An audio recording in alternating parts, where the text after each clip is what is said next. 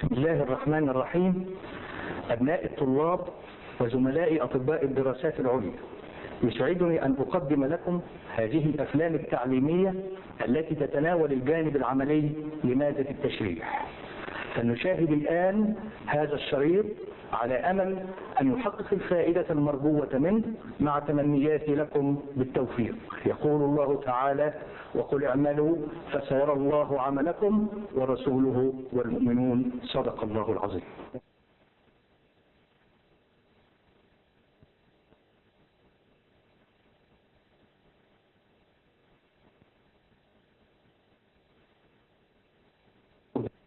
This is the anterior wall of the chest, formed by the sternum, ribs, and costal cartilages, and intercostal muscles filling the intercostal spaces. The muscles in each intercostal space are the external intercostal, internal intercostal, and innermost intercostal, from outside to inside. This is the external intercostal muscle. It is the outermost, and its fibers are directed downwards and forwards from its origin in the lower border of the rib above to its insertion into the upper border of the rib below. It is very thin anteriorly, close to the sternum, where it is replaced by a membrane called the external or anterior intercostal membrane. This is the internal intercostal muscle. It is deeper to the external intercostal, and its fibers are directed downwards and backwards. That's to say, making crisscross with the fibers of the external intercostal.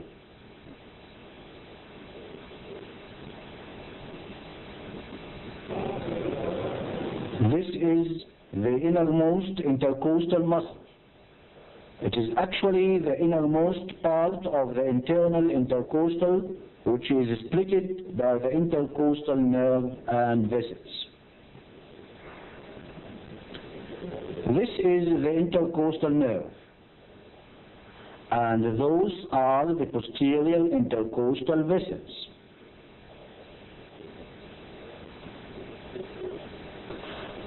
Just above the nerve, as they run in the costal groove along the lower border of the rib.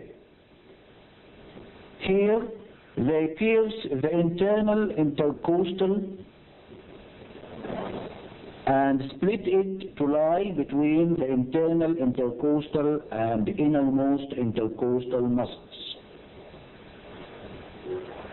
This is the parietal pleura lining the chest wall.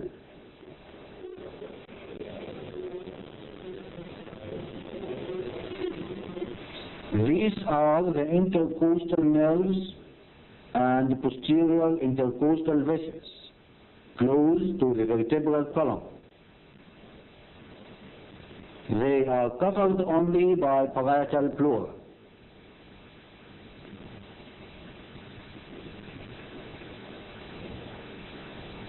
The posterior intercostal arteries, starting from the third, are branches of the descending thoracic aorta.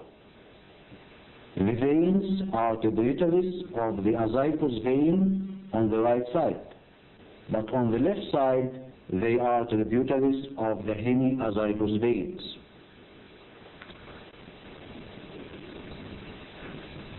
This is the posterior intercostal vein. This is the posterior intercostal artery. This is the intercostal nerve. Each intercostal nerve is attached to a sympathetic ganglion by two rami communicants.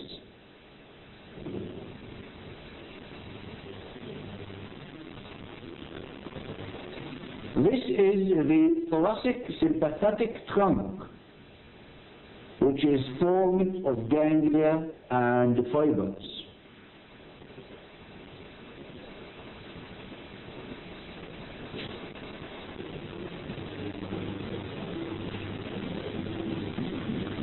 This is the first thoracic ganglion, which is fused with the inferior cervical sympathetic ganglion to form the cervicothoracic or stellate ganglion in front of the neck of the first rib.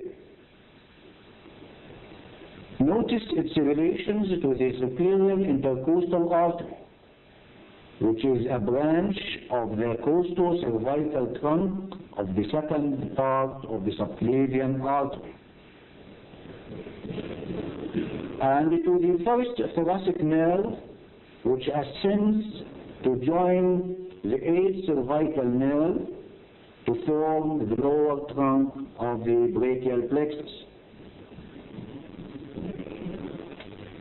Notice that the artery lies between the sympathetic ganglion medially and the first thoracic nerve laterally. Lower down, the sympathetic chain or trunk gives off three splanchnic nerves, which are called the greater splanchnic, lesser splanchnic, and lowermost splanchnic. This is the cut end of the greater splanchnic nerve, which descends to the abdomen to end in the celiac plexus. The other splanchnic nerves are lower and also enter the abdomen. This is the inner aspect of the anterior chest wall. This is the posterior surface of the sternum, showing muscle attachment to the manubrium. This is the origin of the sternothyroid muscle, and this is the origin of the sternohyoid muscle, which is at a higher level than the sternothyroid. Below and on the back of the xiphoid process, notice the sternal origin of the diaphragm, which is in the form of two slits. This is the internal thoracic artery and vein.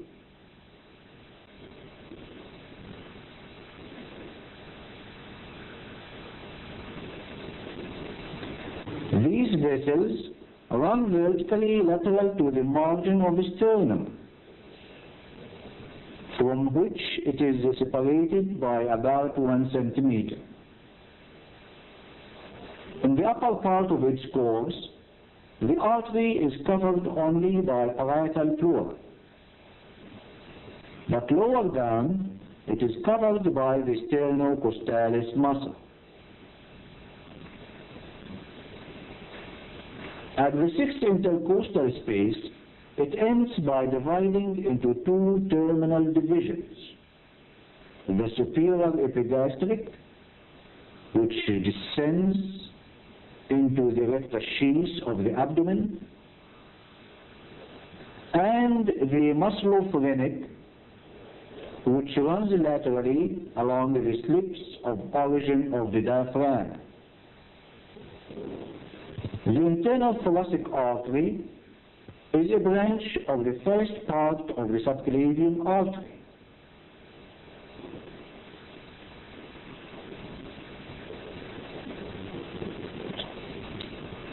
It gives off perforating arteries that perforate the intercostal spaces, and anterior intercostal arteries that anastomose with the posterior intercostal arteries in each intercostal space.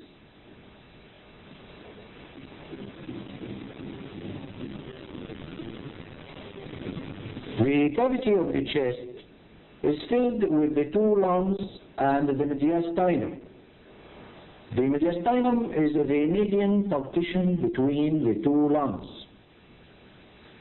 The superior mediastinum is the part extending above the level of the sternal angle, while the anterior mediastinum is the part in front of the heart.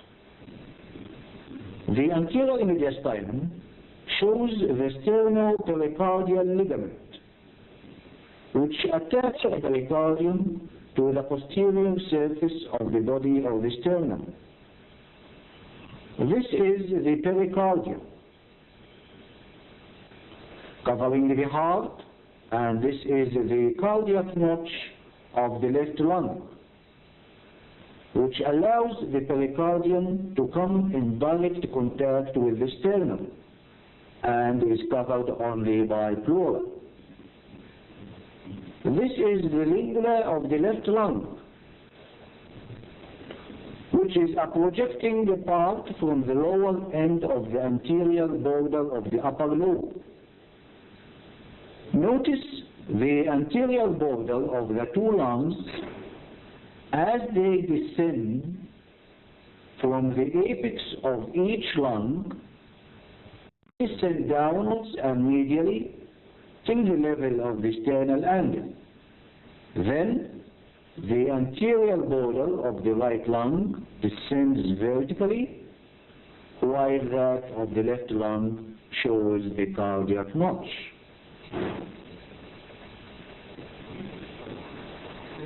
This is the apex of the lung directed upwards and lies in the root of the neck and is covered by the suprapleural membrane.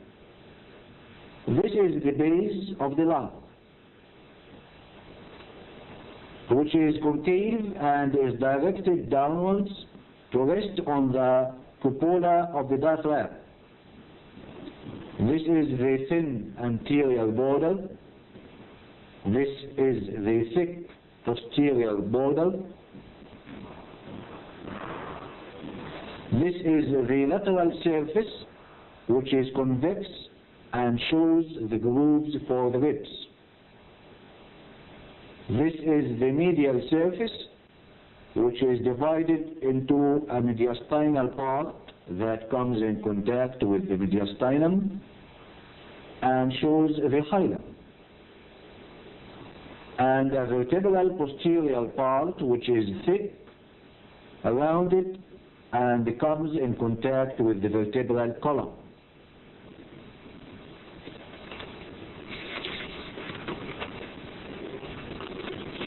The left lung is formed of two lobes, an upper and a lower.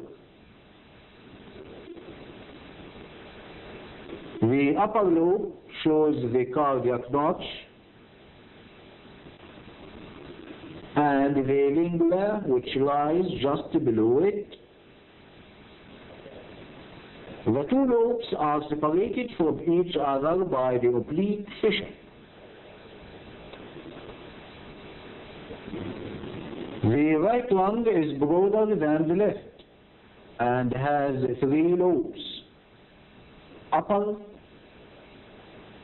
middle, and lower. The upper lobe is separated from the middle by a transverse fissure, which is absent in this specimen because of adhesion. This is the oblique fissure which separates the lower lobe from the other two lobes.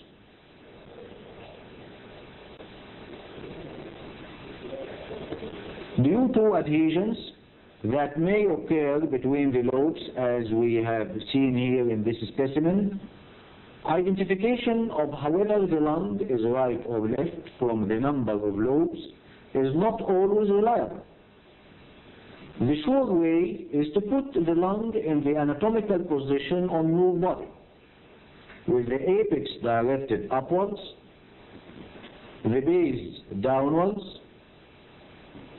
the anterior thin border anteriorly, and the thick posterior border posteriorly, the mediastinal surface medially, and the convex lateral surface laterally. This is the right lung.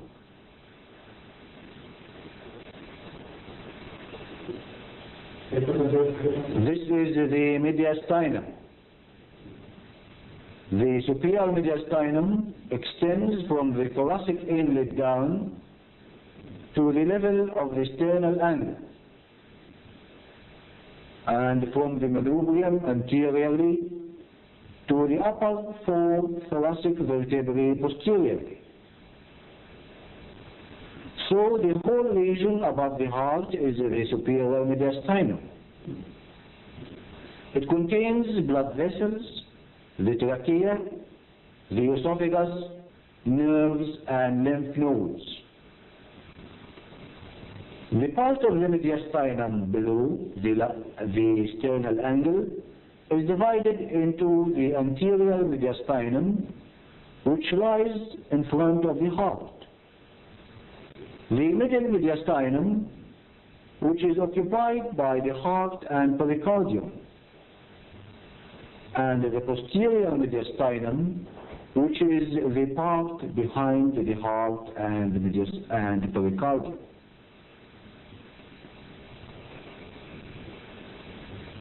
Right side of mediastinum. The root of the lung and the arch of the azygous vein form the key to this surface. This is the root of the right lung. It is formed of the principal bronchus posteriorly, the pulmonary artery just in front of the bronchus, and the two pulmonary veins. The superior vein is in front of the artery, and the inferior vein is below the bronchus. The rest of the lung enters the hilum of the lung. The root of the lung enters the hilum of the lung.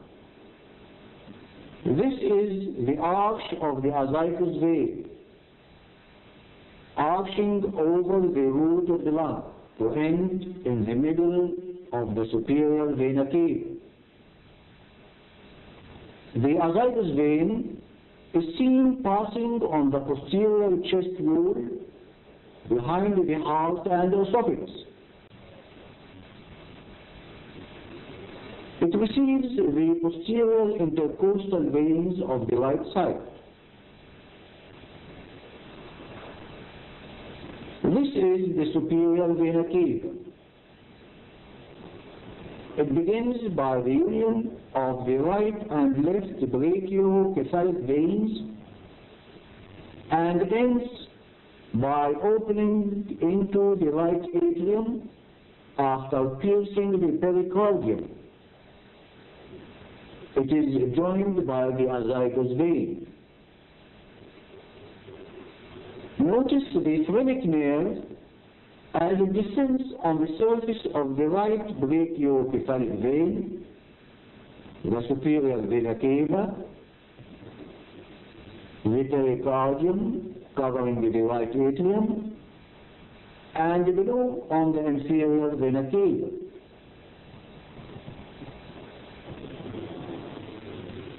It is accompanied by the pericardico-phrenic artery, which arises from the lateral thoracic artery. This is the right atrium. It forms the whole right side of the heart. This is the inferior vena cava, which is a very short segment inside the chest, that is to say, after it pierces the diaphragm. This is the trachea. Lying above the arch of the azygous vein, with the vagus nerve on its side, and the esophagus lies behind it. The vagus nerve runs downwards and backwards deep to the arch of the azygous vein to come behind the root of the lung. Then continues to the esophagus. Compare this course with that of the phrenic nerve, which runs in front of the root of the lung.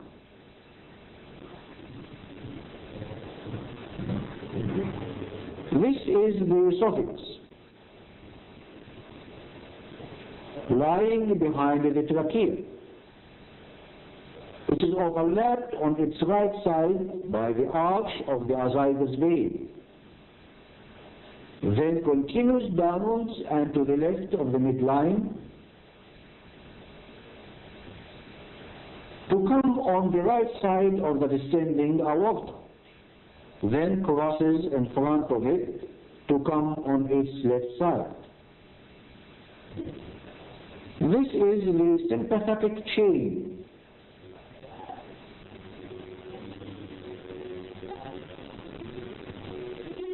And this is the greater splanchnic nerve.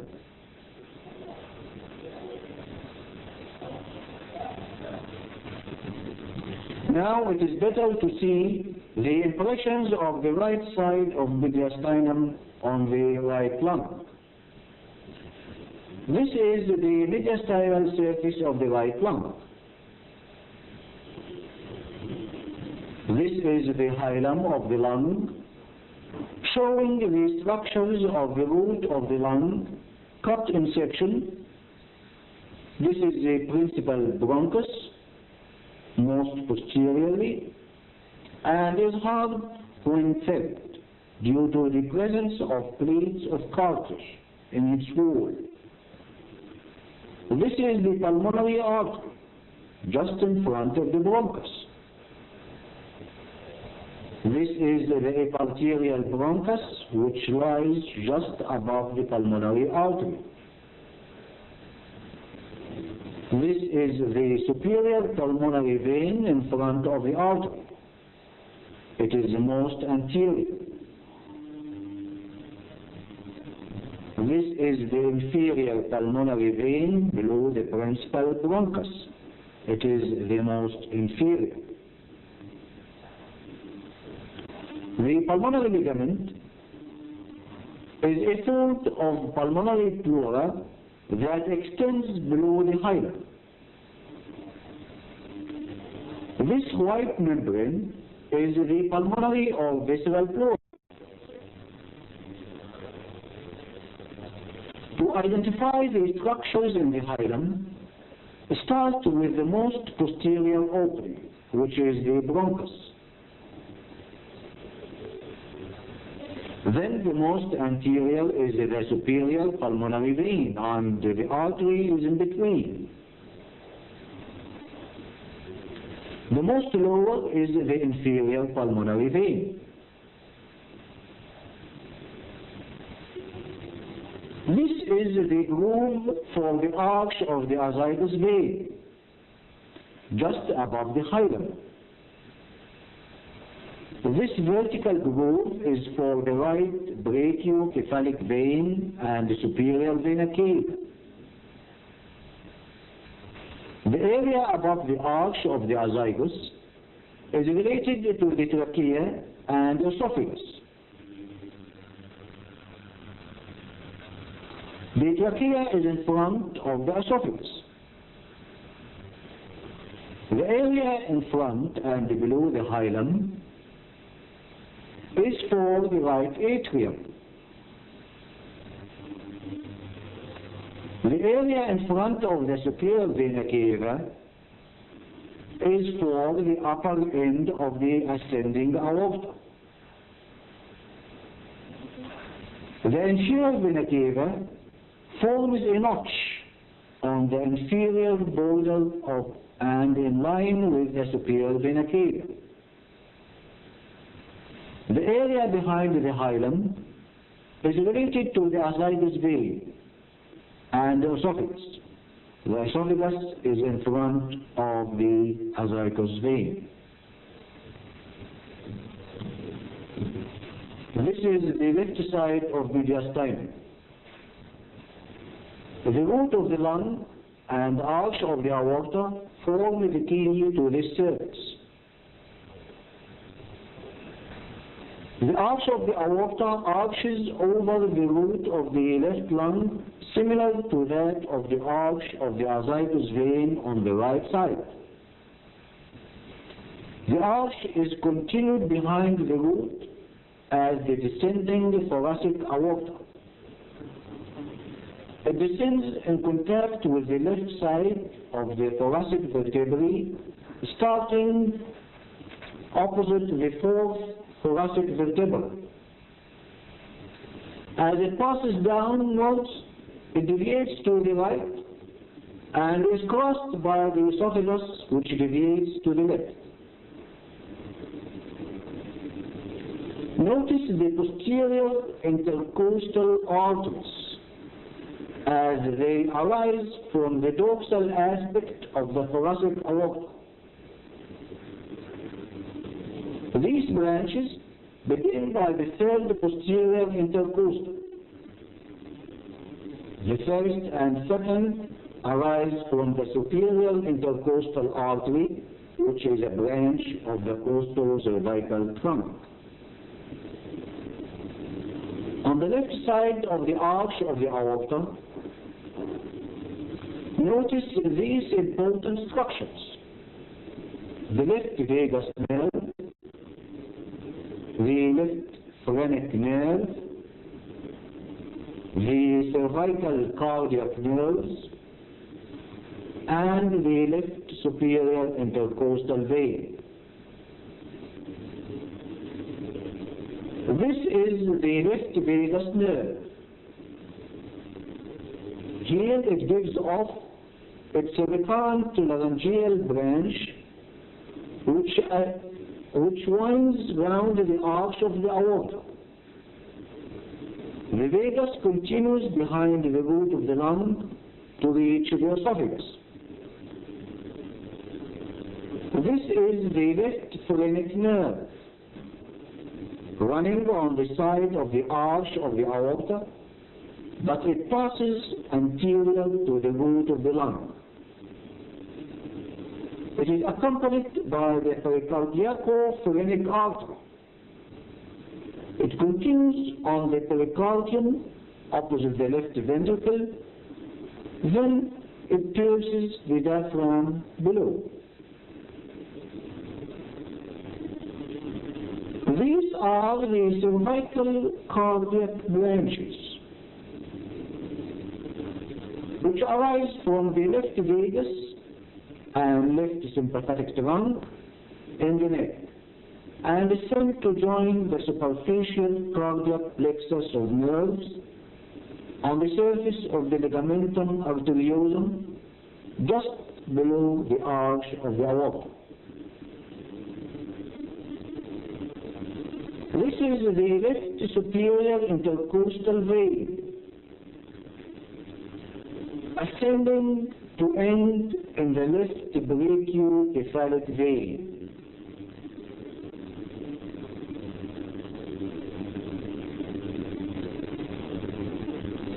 This is the ligamentum arteriosum, connecting the undersurface of the arch of aorta to the left pulmonary artery at its origin from the pulmonary trunk. It is the ductus arteriosus of the fetus. Notice the recurrent laryngeal nerve as it winds below this ligamentum arteriosum to ascend in the superior mediastinum between the trachea and the esophagus.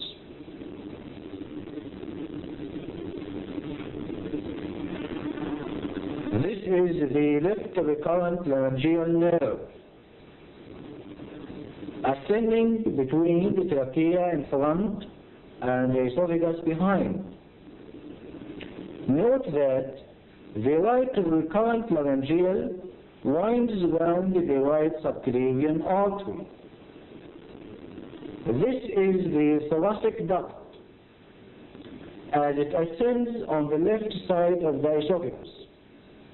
It reaches the root of the neck to end in the junction between the left internal jugular vein and the left subclavian vein.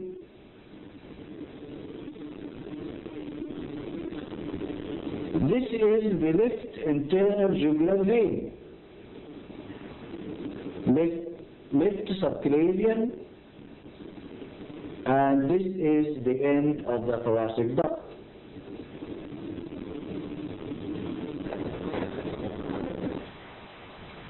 This is the right vagus nerve,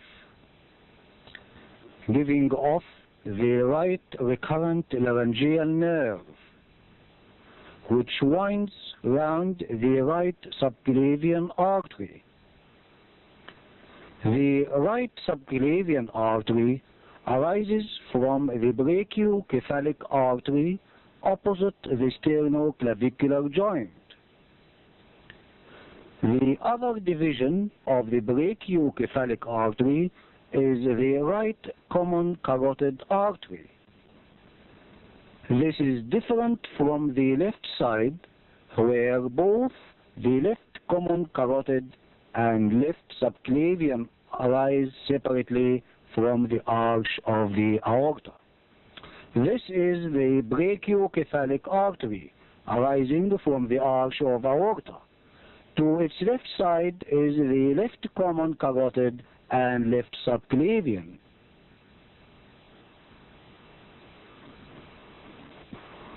This is the left common carotid artery, and this is the left subclavian artery. And both lie on the left side of the trachea, separating it from the lung. In front of the origin of these three arteries lie the left brachiocephalic vein. This vein runs obliquely from left to right. It arises by the union of the left internal jugular vein and the left subclavian vein, and ends on the right side where it joins the right brachiocephalic vein to form the superior vena cava. It receives the inferior thyroid veins, which drain the isthmus of the thyroid gland. All these vessels lie in the superior mediastinum. They are covered by the thymus gland.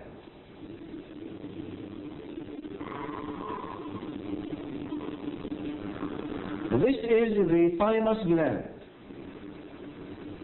which is well developed in children than in adults. Remember that the whole arch of aorta is in the superior mediastinum, that's to say, behind the lower half of the manubrium sterni.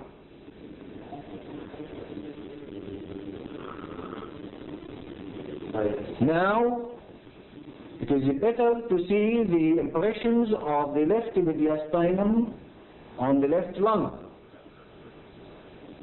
This is the hilum of the left lung. As in the right lung, starts with the most posterior opening, which is the principal bronchus. The most anterior is the superior pulmonary vein. The most lower is the inferior pulmonary vein. The pulmonary artery is between the bronchus and the superior pulmonary vein, but it overlaps the bronchus from above. There is no eparterial bronchus as in the right lung. This is the groove for the arch of the aorta, above the hilum. It is the groove for the descending aorta behind the hilum. In front of the lowermost part of the groove for the aorta, there is an impression for the esophagus where it deviates to the left and crosses the aorta. In front and below the hilum, there is the concavity for the left and the right ventricles, and just above this concavity is the area for the infundibulum of the right ventricle. Just above the arch of the aorta is the area for the common carotid and left subclavian arteries, where they overlap the left side of the trachea.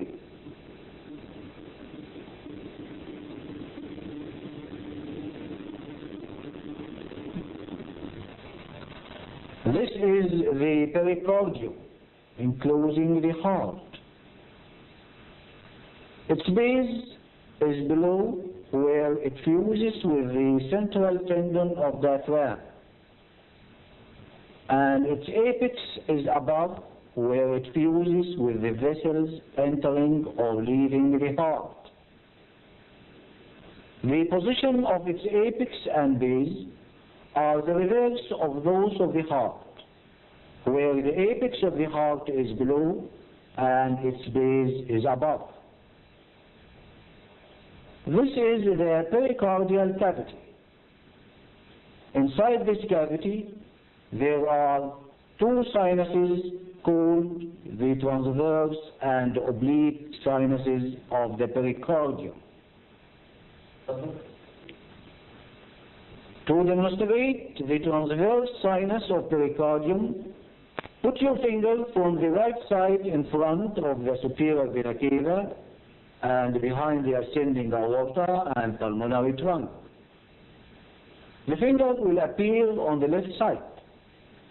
Behind the finger, there are the superior vena cava and both atria, which form the base of the heart. In front of the finger are the ascending aorta and pulmonary trunk. To expose the oblique sinus, just lift the apex of the heart, put your finger up behind the left atrium. This is the oblique sinus. With the finger in the sinus, the left atrium is in front of it, while the pericardium behind the finger, which separates it from the esophagus and descending aorta.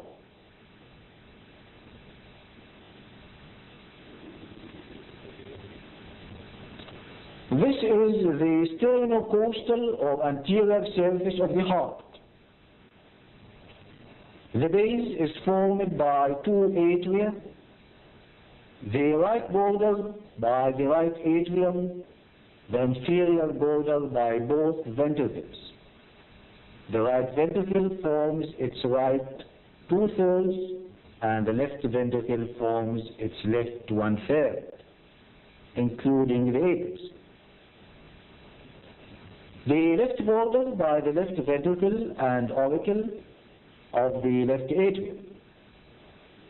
The surface is divided by anterior interventricular groove, which is demarcated by a 30 line into right ventricle and left ventricle.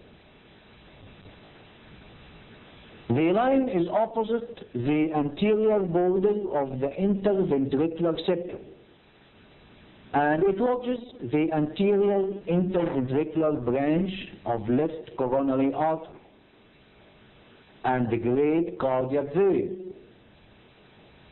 The uppermost part of the right ventricle is called infundibulum or conus arteriosus. It leads to the pulmonary trunk. This is the auricle of right atrium, projecting on the right side of the pulmonary trunk. This is the auricle of left atrium, projecting on the left side of the pulmonary trunk. The pulmonary trunk is anterior to the ascending aorta, close to the heart but higher up it comes to its left side.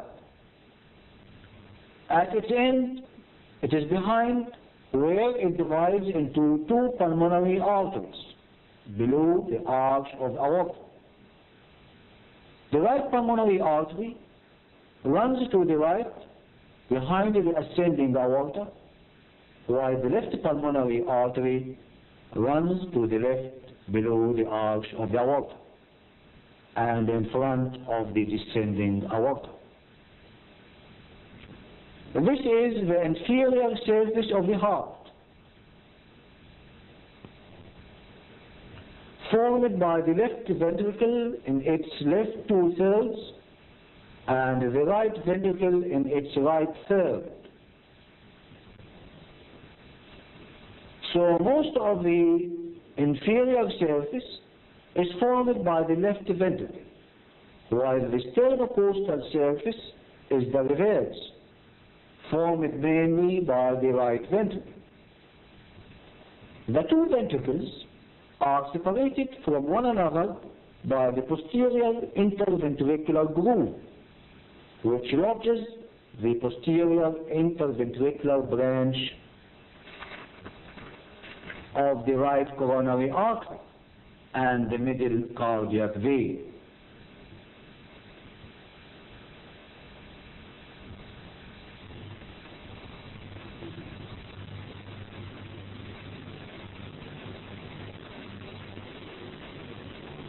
This is the sternocostal surface of the heart, which is directed forwards. It is identified by the fact that the pulmonary trunk lies in front of the descending aorta, and that the two auricles project forwards, one on each side of the pulmonary trunk. To put the heart in the anatomical position, try to identify first the sternocostal surface, which is the anterior surface. Then the apex of the heart should be below and to the left, while the base is directed upwards. The base is identified by the pulmonary trunk and ascending aorta, as well as by the two atria. Now, you can identify the borders of the heart. This is the right border. This is the lower border. This is the left border. And this is the upper border. On the sternocostal surface, notice the two main grooves which start one on each side of the pulmonary trunk. The anterior interventricular groove starts on the left side of the pulmonary trunk, between it and the left auricle, and descends towards the apex of the heart to end a short distance to the right side of the apex. The groove lodges the anterior interventricular branch of the left coronary artery and the great cardiac vein. The great cardiac vein ascends in the groove and turns to the left in the atrioventricular groove, which separates the two atria from the two ventricles.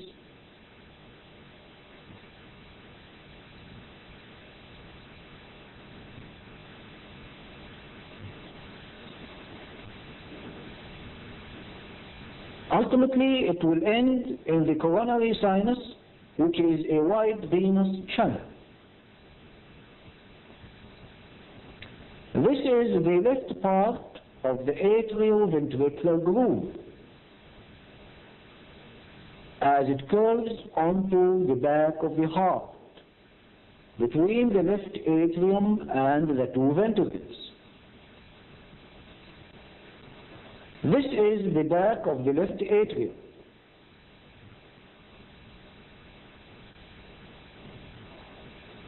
And these are the left and the right ventricles. And this is the coronary sinus, lying horizontally in the atrioventricular groove. It opens into the right atrium.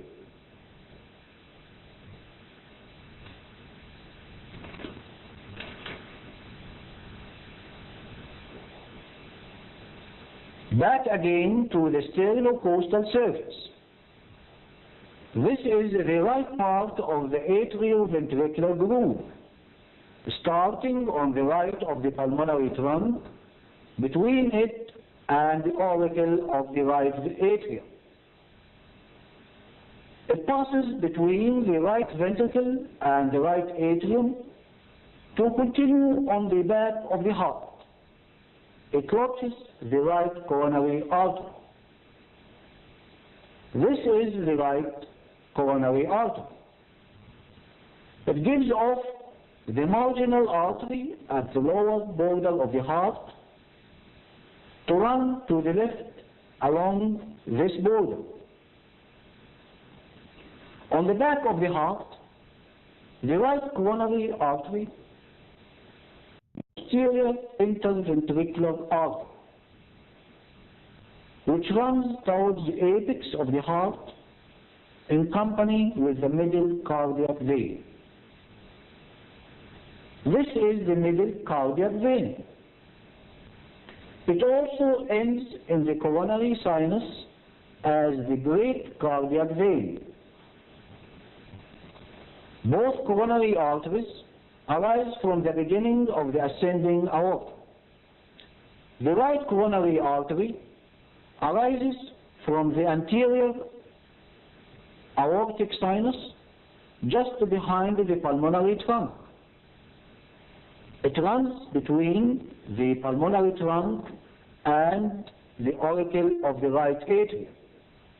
The left coronary artery, however, arises from the left posterior aortic sinus, that's to say, from the back of the beginning of the ascending aorta.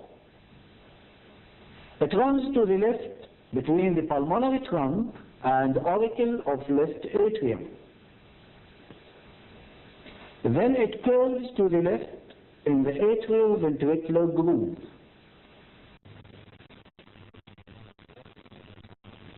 Where it gives off its anterior interventricular artery. Then continues to the left where it is called the circumflex artery.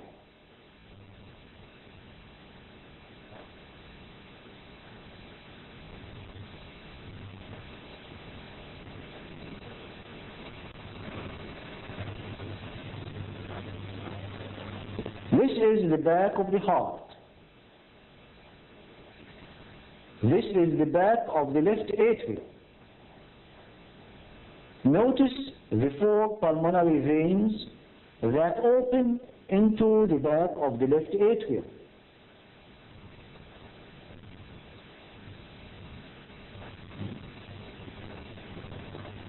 Two on each side. This is a superior pulmonary vein, and this is an inferior pulmonary vein from the left lung, the same from the right lung.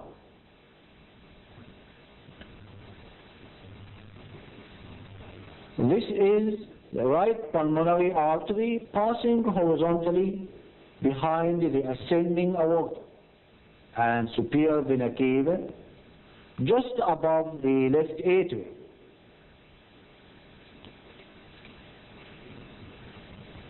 So the left atrium is situated between the right pulmonary artery above and the coronary sinus below. This is the right side of the heart. This is the right atrium, with the right auricle projecting from it. At the root of the auricle, there is a shallow vertical sulcus called sulcus terminalis,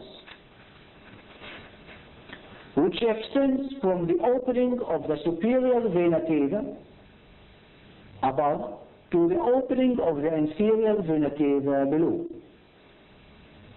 It corresponds to the crista terminalis inside the right atrium. This is the left border of the heart.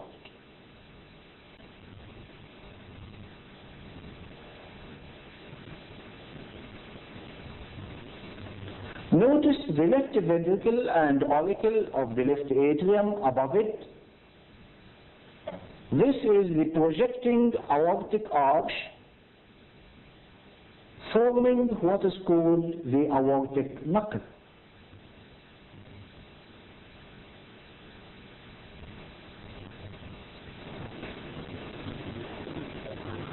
This is the orifice of the superior vena cava.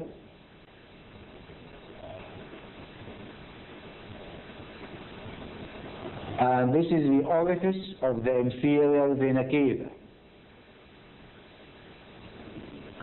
This is the valve of the inferior vena cava separating it from the opening of the coronary sinus.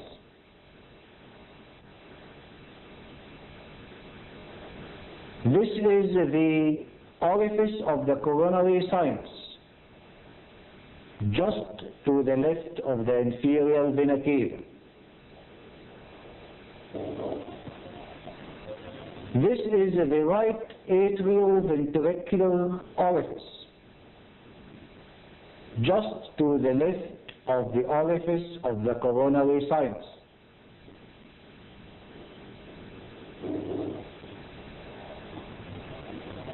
The orifice of the coronary sinus lies between the orifice of the inferior vena cava and the right atrioventricular orifice. Notice that the right atrioventricular orifice admits the tips of 3 fingers. Notice that the posterior part of the cavity is smooth and is called sinus venera. It is derived from the sinus venosus of the fetus. The anterior part of the cavity is rough and is derived from the fetal right atrium.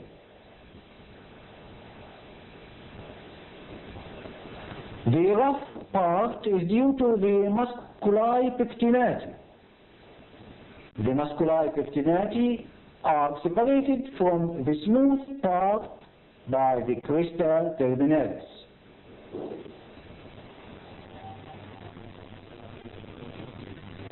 This is the interatrial septum.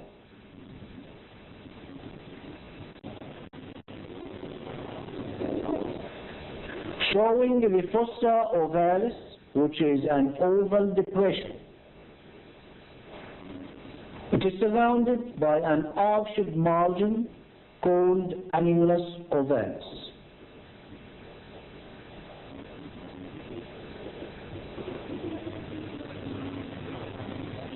This is the cavity of the right ventricle.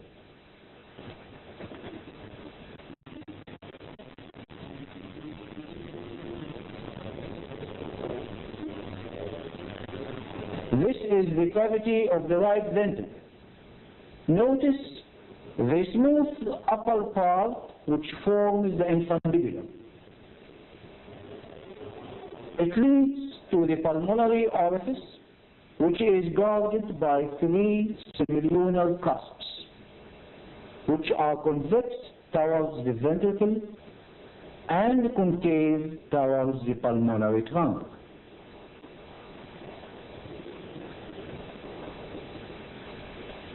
Its lower part is rough by the trabeculae carni and the papillary muscles. These are the ridges of the trabeculae carni. This is the anterior papillary muscle attached to the anterior wall. Notice the septo-marginal trabecular or moderator band as it runs from the septum to the base of the anterior papillary muscle. This moderator band lodges the right branch of the atrioventricular bundle. This is the inferior papillary muscle.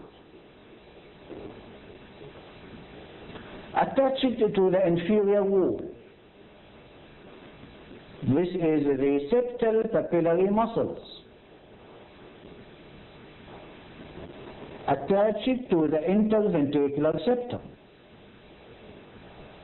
These papillary muscles are attached to the cusps of the atrioventricular orifice by cordae tendini. These are the cusps of the right atrioventricular orifice. They are three cusps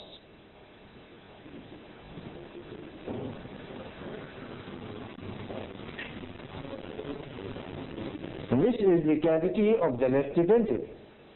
Its upper part is fibrous and is called the aortic vestibule. Notice that the interventricular septum is bulging towards the right ventricle.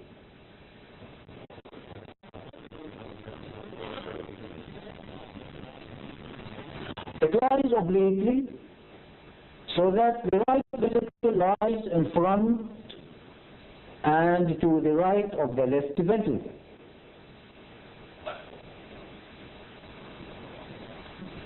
The lower part of the cavity of the left ventricle shows the trabecular carni and two papillary muscles.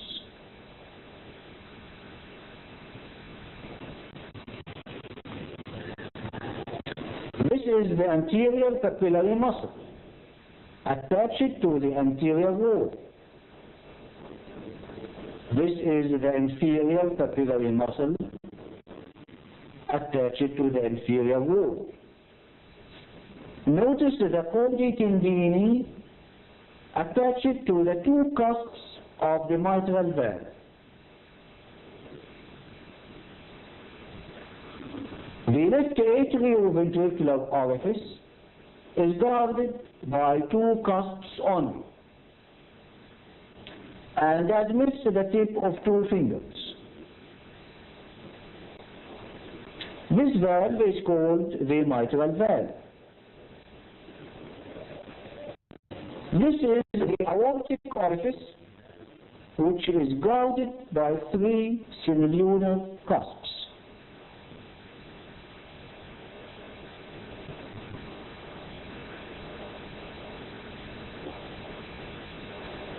Compare the thick wall of the left ventricle with the thin wall of the right ventricle.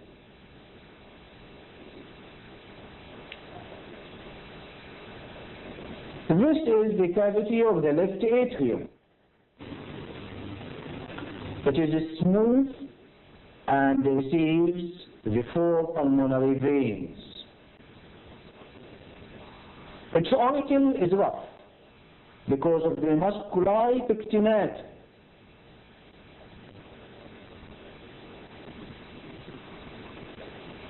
This is the left atrioventricular orifice. It admits two fingers and is called the mitral valve.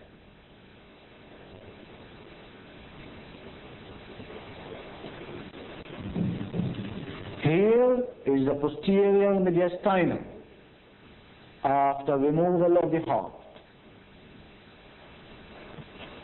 This is the thoracic duct, which lies behind the esophagus.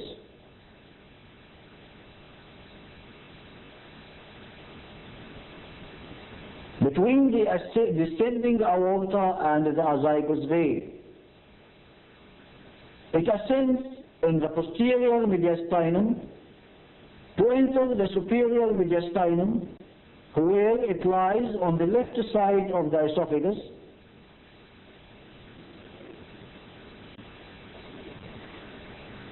The thoracic duct begins in the abdomen from the cisterna chyli and enters the thorax through the aortic opening of the diaphragm.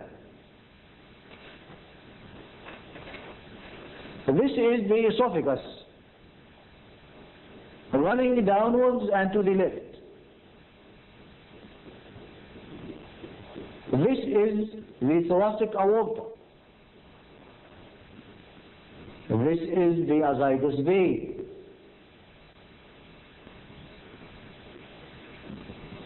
This is the termination of the hemiazygous vein as it crosses the midline to end in the azygous vein.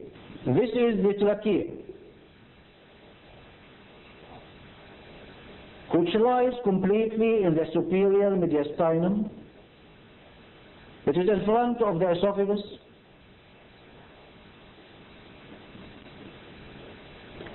This is the left recurrent laryngeal nerve.